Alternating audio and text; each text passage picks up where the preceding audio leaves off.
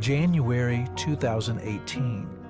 40-year-old Matt Hudson lie in a Pasadena, California hospital close to death. The lifelong drug addict had been diagnosed with an incurable disease. I was really afraid to die at this point. I was really afraid to die.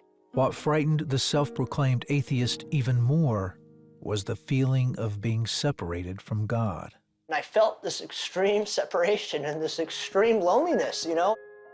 Matt was in high school when he turned from God and church. Although he grew up in a loving Christian home, he identified more with the secular, atheistic ideas of a popular radio host. I listened to him every day. That was really the voice in my head. And he would talk about his insecurities and stuff, you know, so we lined up a lot. His childhood was a lot like mine. And, you know, then you get into the whole thing, he doesn't believe in God and stuff like that.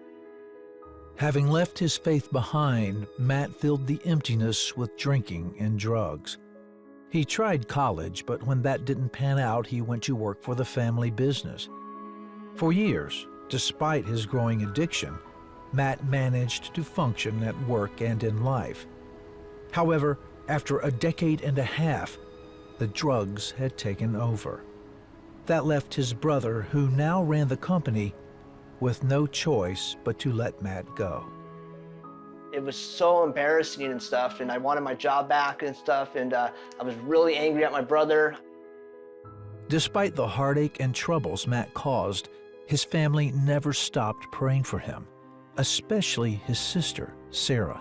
I had to keep believing that God would turn his life around. And I just kept saying, you know, I know who Matt is. I experienced that growing up as a child, and we can't give up on him. After getting fired, Matt moved into a sparsely furnished storage container on his parents' property. He called his new home the bin.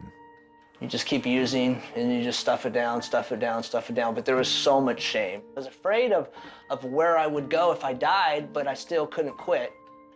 Then, in December 2017, Matt, almost 40, had gone back to the bin after spending time with his family for Christmas. He began to see how he had wasted his life. I would have these massive panic attacks, like, oh my gosh, what am I going to do with my life? How am I ever going to stop? I got on my knees and I cried out to God, and I said, God, I give you my life. I'm so sorry I messed everything up. But Matt still couldn't stop using. Then 2 weeks later, he started feeling ill.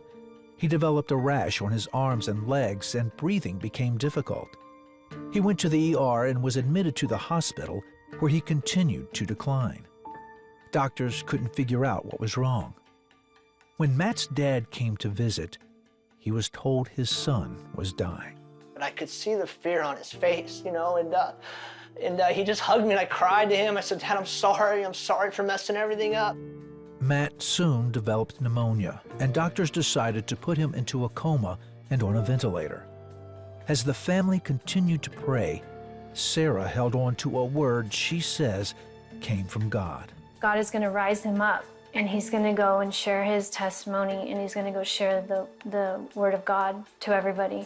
Finally, doctors had a diagnosis: dermatomyositis, an autoimmune disease that, while not curable, is treatable with blood infusions and medication.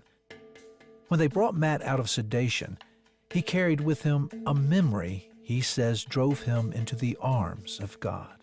I experienced this blackness. I experienced this, you know, like my own person. It's hard to explain. It's hard to put it into words, you know. And I felt this extreme separation and this extreme loneliness, you know. And again, I didn't understand that I was being separated from God and being separated from that. But now I look back and I could tell it was just this extreme separation, and it was scary.